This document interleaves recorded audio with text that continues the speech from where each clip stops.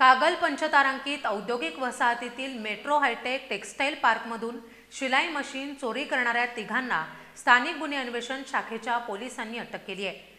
शफातुल्ला खान, विजयकुमार नारायण सिंग आणि अफजल खान अशी त्यांची नावं असून पोलिसांनी त्यांच्याकडून सुमारे 18,50,000 रुपयांचा मुद्देमाल जप्त केला आहे। कागल पंचतारांकित औद्योगिक वसाहतीतील मेट्रो हायटेक कोऑपरेटिव्ह टेक्सटाईल पार्कमधील शेडचं शटर उचकटून अज्ञातांनी रविवारी मध्यरात्री शिलाई मशीनची चोरी केली होती।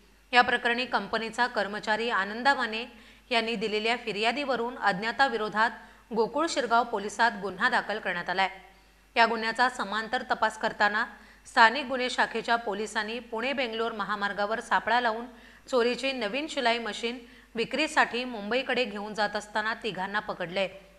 शफातुल्ला खान, विजयकुमार नारायण सिंग, अफजल खान अशी त्या तिघांची नावं असून पोलिसांनी त्यांच्याकडून चोरीची शिलाई मशीन, स्टँड आणि वाहतुकीसाठी वापरलेला टेम्पो असा सुमारे 18.5 लाख रुपयांचा मुद्देमाल हस्तगत केलाय।